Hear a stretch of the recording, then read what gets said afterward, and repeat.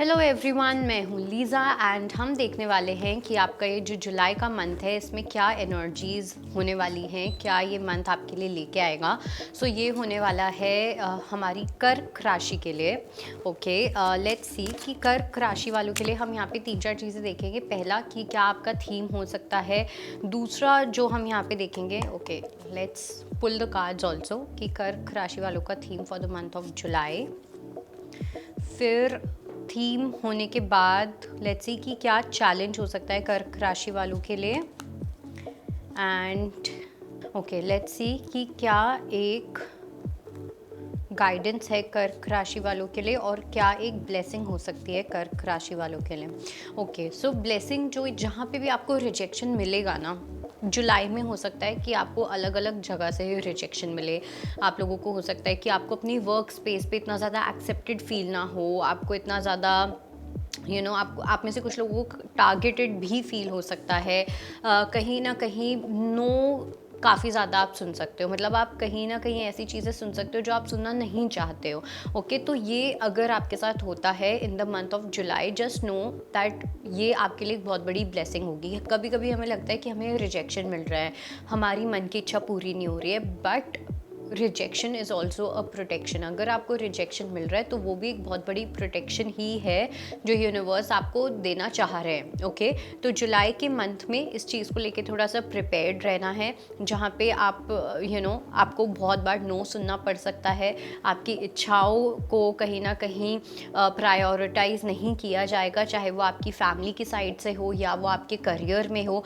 But ये सब चीज़ें एक रीज़न की वजह से होंगी और प्रॉब्ली ये रीज़न आपको बाय द मंथ ऑफ अगस्त पता चल जाएगा कि क्या एग्जैक्टली क्यों आपको इतना ज़्यादा मना किया जा रहा था, क्यों आपकी इच्छा पूरी नहीं हो रही है in the month of July. Then if I talk about कि आपके लिए क्या गाइडेंस है, गाइडेंस में आपकी यांग एनर्जी होना बहुत इंपॉर्टेंट है। कर्क राशि वालों के लिए ये जो मंथ होने वाला है ना, ये सिर्फ आपका एक्शन का मंथ होना चाहिए। यहाँ पे आपकी ना कोई एक्सपेक्टेशंस होनी चाहिए, ठीक है ना। आप अपने जस्टिस के लिए लड़ना, कि फेयरनेस के लिए आप लड़ रहे हो, जस्टिस के लिए आप लड़ रहे हो या anything of that sort. I think यहाँ पे सिर्फ और सिर्फ आपकी एक्शन ओरिएंटेड एनर्जी होनी चाहिए, ठीक है, कि आप कैसे एक्शन में चीज़ें लेके आते हो, आप कितना ज़्यादा हार्डवर्क के ऊपर फोकस कर रहे हो। आपका जो मंत्र होना चाहिए जुलाई में वो इतना ही होना चाहिए कि काम करते जाओ लेकिन फल की इच्छा मत करो। ओके, बिकॉज यहाँ पे आपको हार्डवर्क काफ़ी ज़्यादा करना पड़ सकता है इन द मंथ ऑफ जुलाई। अपने आप को अगर आपको प्रूव करना है तो आपको अपने वर्ड्स के थ्रू प्रूफ नहीं करना, आपको सफाइयाँ नहीं देनी है, आपको एक्सप्लेनेशंस नहीं देनी है, आपको अपने काम के थ्रू चीज़ों को प्रूव करना है। ओके, तो ये एनर्जी यहाँ पे कहीं ना कहीं बहुत ज़्यादा इंपॉर्टेंट है। रही बात, अगर मैं बात करूँ आपकी थीम की, तो कर्क राशि वालों के लिए जो थीम होना चाहिए वो आपका मेंटल पीस होना चाहिए। ओके,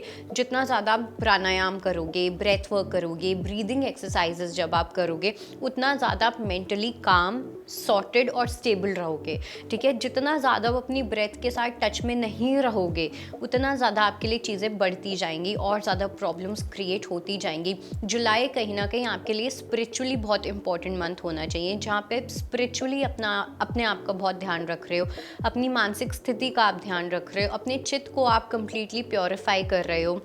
नाम जाप अगर आप करते हो या जिस भी तरीके से आप ब्रेथ पे फोकस करते हो वो आपके लिए बहुत अच्छा रहेगा। नाम जाप से अच्छा आई वुड से कि आप लोग के लिए ओम चैंटिंग बहुत ज़्यादा अच्छी रहेगी। अगर आप रोज़ 108 टाइम्स ओम चैंटिंग करते हो वो आपके लिए बहुत अमेजिंग होने वाला है। ओके, सो जितना ज़्यादा आप अपने अंदर फोकस रहोगे, कि आपका चाहे बाहर दुनिया में कितनी उथल पुथल है, लेकिन आपका जो फोकस होना चाहिए वो ये होना चाहिए कि मैं अपने अंदर वो पीस कैसे क्रिएट कर सकती हूँ या कर सकता हूँ। So that should be your theme. अब बात आती है कि आपके लिए क्या एक चैलेंज हो सकता है, तो इसमें आया है बाय द बुक। किसी को फॉलो करना आपके लिए एक बहुत बड़ा चैलेंज हो सकता है, किसी की बात को सुनना आपके लिए चैलेंज हो सकता है, किसी की बात को मानना आपके लिए चैलेंज हो सकता है। हो सकता है कि हमेशा से आप लीड करते आए हो अपनी लाइफ में, ठीक है, आप हमेशा से अपनी तरीके से चलते आए हो, आपने कभी किसी को फॉलो नहीं किया, आपने कभी किसी की बात नहीं सुनी, आप कहीं ना कहीं एक रिबेल किड रहे हो, आप अपने ओपिनियंस रखना जानते हो, आप अपनी बात को रखना जानते हो। लेकिन जुलाई में ना कुछ ऐसी ऑपोजिट चीज़ें हो सकती हैं और यही आपके लिए सबसे बड़ा चैलेंज होगा कि जब आपकी बात नहीं मानी जा रही है उसके बाद आपका क्या रिएक्शन आता है, उसके बाद आप चीज़ों को कैसे मैनेज करते हो, कैसे हैंडल करते हो। सो बाय द बुक्स, मतलब कि जैसे अभी तक आप चल रहे थे हो सकता है कि आपके आसपास के लोग वैसे आपके साथ ना चलें।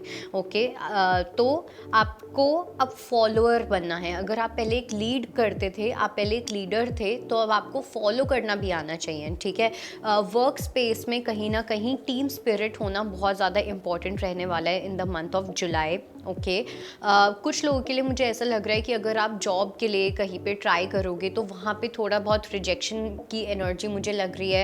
अगर आप किसी न्यू जॉब में हो या किसी जॉब वाली सेटिंग में हो, वहाँ पे आपको अपने कॉलीग्स या अपने टीम मेंबर्स से कहीं ना कहीं एक अनएक्सेप्टेंस वाली एनर्जी महसूस हो सकती है। सो जस्ट नो कि ये सब चीज़ें एक रीज़न की वजह से ही हो रही हैं। ओके, सो या I think that is it. So this was your reading.